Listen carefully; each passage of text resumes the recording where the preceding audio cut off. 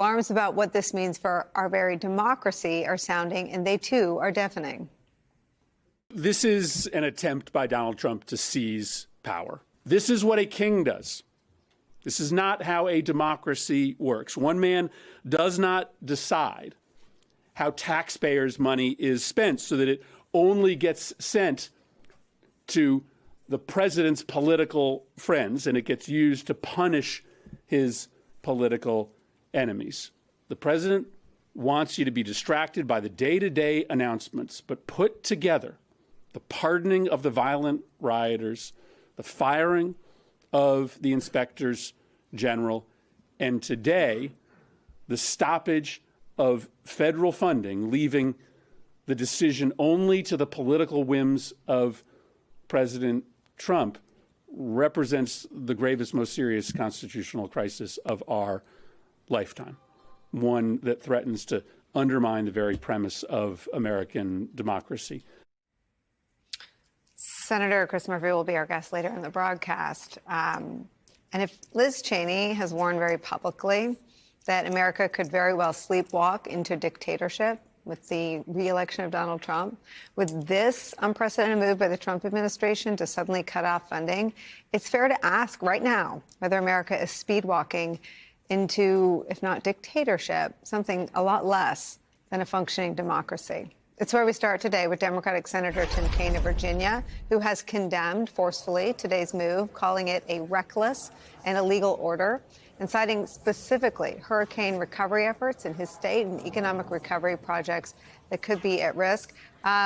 Senator, your reaction to what's happening and your latest intelligence about everything that is impacted.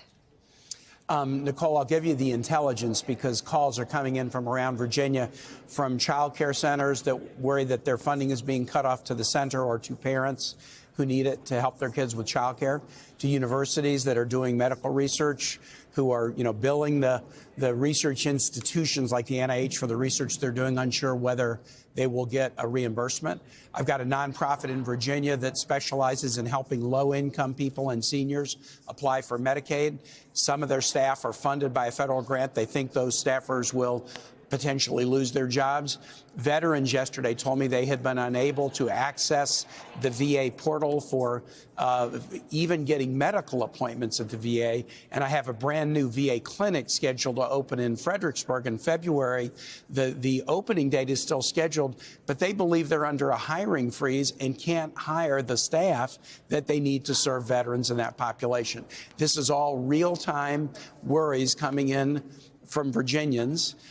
It is an illegal order. The Budget Act of 1974 and the Constitution basically say that the budget is congressional. It's an Article I power. Once we do an appropriations deal and we reach a deal that is signed by the president, the executive has to spend those funds in accord with the budget. The president can't unilaterally decide, no, there's a budget document, but I'm going to ignore it. But, Nicole, I really want to focus on this last thing. What the president is doing is not only illegal, it's not only chaotic and damaging to Virginians, it's betraying a deep insecurity, and let me explain why. As you know, we're working on a budget deal right now. The Republicans kicked the budget to March 14. The president has 2 Republican houses. If he wants to cut the budget, he's got majorities in both houses. He could just work with them to do it the lawful way, reach a budget that matches the Trump priorities over the course of the next 6 weeks. The fact that he's not doing that he's using this illegal unilateral executive strategy means he doesn't have confidence that the Republican leadership in both houses will go along with the extremity of the actions that he's taking. That should tell us something. Well, it feels like that is a very plausible scenario. The other, if you've watched the Republicans lately, and I know you have, your committee, and you had to contend with the Hegseth nomination, maybe he's breaking the law because he can. How do you adapt to that circumstance? Well, you have to rely first on courts. There's a number of attorney generals and other organizations that are in the courts today challenging what the president has done. But we also need to, as citizens, speak out. Please call your member of Congress, call your senator. I've been giving out my office phone number all day to Virginians. Call your member of Congress and your senator, especially if they're Republicans, and tell them that the president should not be able to shut the portal for Medicaid applications, close off people's ability to get service at the VA, shut down funding for child care or medical research.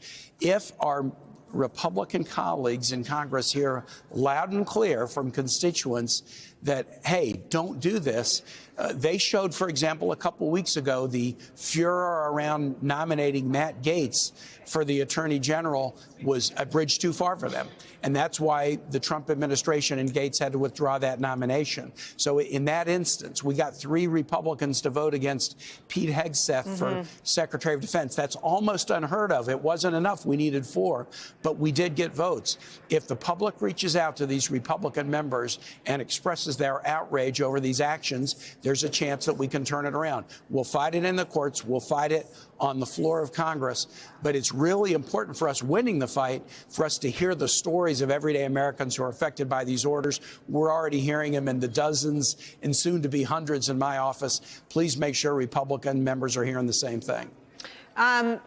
I would love to make sure anyone watching that is hearing stories of being impacted has all that information. We'll get that from your office and put up all the numbers through all of our social media as well. Please do. I wonder. Do. Yeah, I mean, because I think that what you're dealing with in this first, it's the first post-partisan manufactured crisis of the Trump presidency. Yep. I think that the deportations have an element of that as well, in that Trump is not doing what he said he was going to do.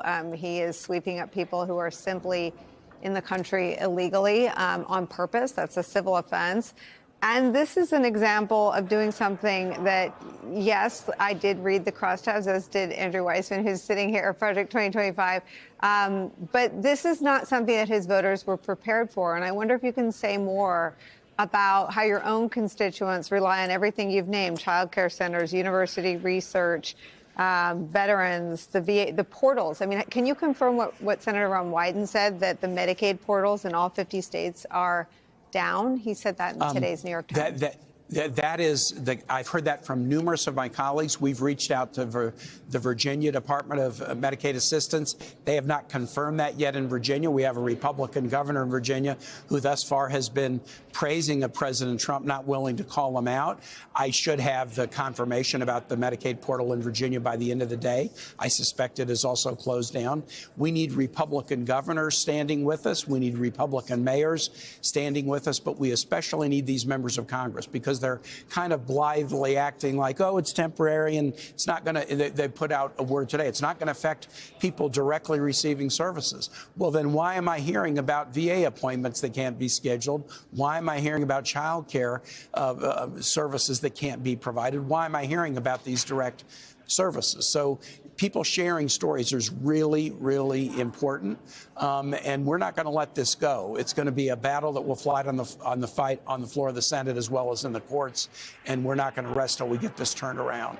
But Nicole, you made a good point. It's not what the Trump voters expected. I mean, give you another example. Last week he announced an energy emergency because we want to be a great energy producer.